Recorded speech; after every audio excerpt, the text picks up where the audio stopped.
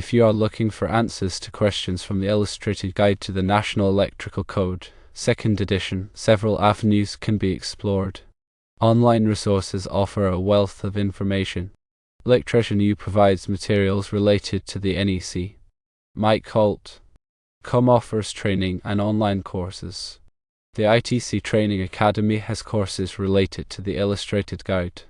CE Codes provides resources as well. Consider supplementing online resources with physical books. The Illustrated Guide to the National Electrical Code, 2nd edition itself is a primary resource. The NFPA 70 National Electrical Code Companion Workbook, identified by ISBN 9781504535997, can be a helpful supplement. Electrical Code Simplified, Study Guide NFPA 70, identified by ISBN 9781182183589, may also be beneficial. Furthermore, reaching out to your instructor can provide access to additional resources and study materials they may possess. Engaging with online forums and discussion boards allows connection with other students or professionals who have experience with the material, potentially offering valuable insights. Consistent practice using the NEC is essential. Regularly review the codebook and attempt to apply the rules to practical, real-world scenarios to solidify understanding. The NEC is a comprehensive document. Understanding its structure and content is crucial for effective application. It's divided into chapters, articles, and sections, each addressing specific aspects of electrical installations. Familiarize yourself with the organization to quickly locate relevant information. Firstly, become acquainted with Chapter 1, which covers general requirements. Secondly, Chapter 2 deals with wiring and protection. Thirdly, Chapter 3 focuses on wiring methods and materials. Fourthly, Chapter 4 addresses equipment for general use. Fifthly, Chapter 5 covers special occupancies. Sixthly, Chapter 6 discusses special equipment. Seventhly, Chapter 7 relates to special conditions. And lastly, Chapter 8 is dedicated to communications systems. Within each chapter, articles provide more specific guidance. For instance, Article 210 covers branch circuits, while Article 250 deals with grounding and bonding. Sections offer the most detailed requirement. Section 210.12, for example, addresses arc fault circuit interrupter protection, commonly known as FSIs. Understanding the terminology used in the NEC is crucial. Definitions for key terms are provided in Article 100. Familiarize yourself with these definitions to ensure correct interpretation of the code requirements. Grounding and bonding are fundamental concepts in electrical safety. Grounding provides a path for fault current to return to the source, tripping over current protection devices. Bonding connects metallic parts to create a low impedance path for fault current. Article 250 provides detailed requirements for grounding and bonding systems. Overcurrent protection devices, such as circuit breakers and fuses, are designed to protect circuits from overloads and short circuits. Select overcurrent protection devices with appropriate amp ratings for the circuits they protect. Table 310.15b16, or its equivalent in the latest NEC edition, provides ampacity ratings for conductors based on their size and insulation type. Understanding voltage drop is essential for ensuring proper equipment operation. Excessive voltage drop can cause equipment to malfunction or fail. Calculate voltage drop using appropriate formulas and ensure it remains within acceptable limits. The NEC provides guidance on voltage drop calculations in informational notes. Wiring methods refer to the types of cables and raceways used for electrical installations. Common wiring methods include non-metallic sheath cable, commonly known as an M cable, electrical metallic tubing, known as ENT, and rigid metal conduit, known as RMC. Select wiring methods appropriate for the environment and application. Chapter 3 of the NEC provides detailed requirements for various wiring methods. Box fill calculations determine the maximum number of conductors and devices permitted in an electrical box. Proper box fill ensures adequate space for conductors and prevents overheating. Article 314 provides requirements for box fill calculations. Conductor sizing is crucial for ensuring adequate ampacity and minimizing voltage drop. Select conductor sizes based on the load requirements and the applicable ampacity tables. Table 310.15b16, or its equivalent, is commonly used for conductor sizing. National Electrical Code Section 110.14 and 110.14d establish requirements for the termination temperature ratings of conductors. These sections mandate that conductors be selected and used in a manner that aligns with the temperature limitations of the connected equipment. Specifically, the termination points of equipment, such as circuit breakers, switches, and receptacles, are marked with a maximum temperature rating, typically 60 degrees Celsius or 75 degrees Celsius. The chosen conductor must have an insulation temperature rating that meets or exceeds this marked temperature. For instance, if a circuit breaker is marked with a 75 degrees Celsius termination temperature, the conductor used must be rated for at least 75 degrees Celsius. Additionally, Section 110.14d addresses the compatibility of conductors with equipment, ensuring that the conductor's properties, such as insulation type and material, are suitable for the intended use and environment. These requirements are in place to prevent overheating, insulation degradation, and potential fire hazards. It is crucial for electricians and installers to carefully review equipment markings and select conductors that comply with these temperature rating requirements to ensure the safe and reliable operation of electrical systems. Section 300.11 of the National Electrical Code, NEC, addresses the secure support and fastening of wiring methods. This section mandates that all wiring methods, including cables, conduits, and raceways, must be securely supported and fastened to the building structure. The primary purpose of this requirement is to ensure the stability and integrity of the electrical system, preventing strain on conductors and connections. The NEC specifies various methods for supporting and fastening wiring, such as using straps, clamps, hangers, and other approved support devices. These supports must be installed at appropriate intervals to maintain the wiring's position and prevent sagging or displacement. Furthermore, Section 300.11 specifically prohibits the use of ceiling support wires or ceiling grid support wires as a means of supporting wiring methods. This is to prevent the accidental detachment of wiring from the ceiling structure and to ensure that the wiring is independently supported. Compliance with Section 300.11 is essential for maintaining the safety and reliability of electrical installations. It prevents damage to wiring, reduces the risk of electrical hazards, and ensures that the electrical system functions as intended over its lifespan. Electricians and installers must carefully adhere to these requirements when installing and supporting wiring methods in any building or structure. National Electrical Code Section 314.16 pertains to the calculation of box fill for outlet, device, and junction boxes. Box fill refers to the maximum number of conductors, devices, and fittings that are permitted to be installed in an electrical box. Proper box fill is crucial for preventing overheating, ensuring safe connections, and complying with electrical codes. Section 314.16 provides detailed guidelines for calculating box fill based on the size of the box and the types of conductors and devices present. The calculation involves assigning a specific volume allowance to each conductor, device, and fitting in the box, and then ensuring that the total volume does not exceed the box's maximum capacity. For example, each current carrying conductor is typically assigned a volume allowance based on its size, while devices such as switches and receptacles are assigned a double volume allowance. Additionally, any equipment grounding conductors, internal cable clamps, and fixture studs also contribute to the box fill calculation.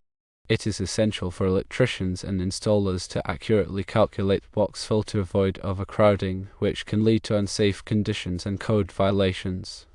By following the guidelines in Section 314.16 and carefully considering the volume of each component, electrical boxes can be properly filled to ensure the safe and reliable operation of electrical systems. National Electrical Code Section 250.122 focuses on the sizing of equipment grounding conductors, also known as EGC. Equipment grounding conductors are essential components of electrical systems, as they provide a low-impedance path for fault current to return to the source, thereby facilitating the operation of overcurrent protection devices such as circuit breakers and fuses. Section 250.122 provides specific requirements for determining the appropriate size of equipment grounding conductors based on the rating of the overcurrent protection device protecting the circuit. The general rule is that the size of the equipment grounding conductor must be proportional to the size of the circuit conductors, with larger circuits requiring larger grounding conductors. Table 250.122 in NEC provides a detailed reference for selecting the correct EGC size based on the amp rating of the overcurrent protection device. For example, for a 20 amp circuit, the equipment grounding conductor must be at least 12 American wire gauge copper, while for a 60 amp circuit, it must be at least 10 American wire gauge copper. There are also specific rules for size in EGC in certain situations, such as when multiple circuits are run in the same raceway or cable, or when the EGC serves multiple pieces of equipment. It is crucial for electricians and installers to carefully adhere to the requirements of Section 250.122 when sizing equipment grounding conductors to ensure the safety and effectiveness of electrical systems. Proper sizing of EGC is essential for minimizing voltage on metal parts during a fault, reducing the risk of electric shock, and facilitating the rapid clearing of ground faults. Section 210.8 of the National Electrical Code, NEC, addresses ground fault circuit interrupter, known as GFCI protection for personnel in dwelling units. This section mandates the use of ground fault circuit interrupters in specific locations within dwelling units to protect occupants from electric shock hazards. GFCI protection is required in areas where electrical receptacles are likely to come into contact with water or moisture, such as bathrooms, kitchens, garages, and outdoor locations. Specifically, Section 210.8 requires GFCI protection for all 125 volt through 250 volt receptacles installed in bathrooms, garages, and outdoors. Section 210.8b extends this requirement to kitchens, specifying that GFCI protection is required for receptacles serving countertop surfaces. Additionally, GFCI protection is required for receptacles located within 6 feet of sinks, tubs, and showers, as well as for receptacles supplying dishwashers and other kitchen appliances. The purpose of GFCI protection is to detect ground faults, which occur when electricity flows through an unintended path, such as through a person's body. When a ground fault is detected, the GFCI quickly interrupts the flow of electricity, typically within milliseconds, thereby preventing serious injury or death.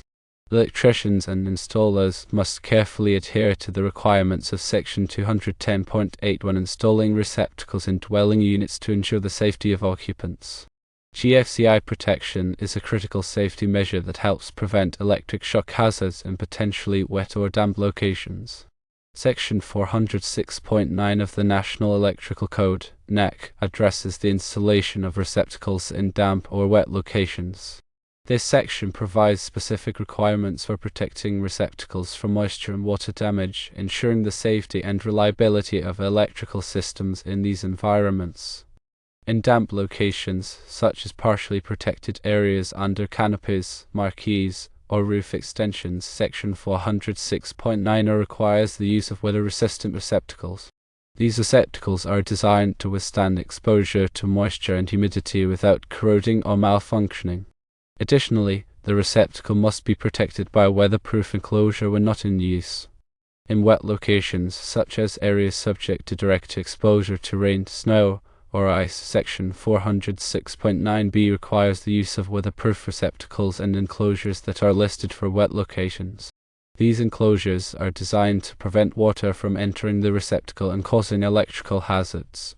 When installing receptacles in wet locations, it is essential to use a cover that provides weatherproof protection even when the receptacle is in use. This can be achieved by using a bubble cover or a similar type of enclosure that seals tightly around the plug. Electricians and installers must carefully adhere to the requirements of Section 406.9 when installing receptacles in damp or wet locations to ensure the safety and longevity of electrical systems. Proper protection from moisture and water damage is essential for preventing electrical hazards and maintaining the reliable operation of receptacles in these environments. Section 310.16 of the National Electrical Code, NEC, provides ampacity ratings for conductors. Ampacity refers to the maximum current, measured in amps, that a conductor can carry continuously under specific conditions of use without exceeding its temperature rating. Section 310.16 presents ampacity tables that list the allowable ampacities for various types of conductors based on their size, insulation type, and installation conditions. These tables take into account factors such as ambient temperature, the number of conductors in a raceway or cable, and the type of termination used. The ampacity ratings in Section 310.16 are based on the assumption that the conductors are installed in a manner that allows for adequate heat dissipation. If conductors are installed in conditions that restrict heat dissipation, such as in conduits or cable trays with multiple conductors, the ampacity ratings must be derated to account for the increased heat buildup. The NEC provides specific derating factors for various installation conditions, which are applied to the base ampacity ratings in Section 310.16. When selecting conductors for an electrical installation, it is essential to choose conductors with ampacity ratings that are sufficient to carry the expected load current without exceeding their temperature ratings. This ensures that the conductors operate safely and reliably, and reduces the risk of overheating, insulation damage, and electrical fires. Electricians and installers must carefully consult Section 310.16 and other relevant sections of the NEC when determining the appropriate ampacity ratings for conductors in electrical systems. The NEC, or National Electrical Code, provides guidelines for electrical installations. Article 430 pertains to motors, motor circuits, and controllers. It covers various aspects, including motor protection, disconnecting means, and control circuits. Understanding Article 430 is crucial for ensuring the safe and efficient operation of motors in electrical systems. Motor protection is a primary concern addressed in Article 430. Motors are susceptible to damage from overloads, short circuits, and ground faults. Overload protection is typically provided by thermal overload relays, which are designed to trip and disconnect the motor from the power supply in the event of an overload. Short circuit and ground fault protection are provided by fuses or circuit breakers.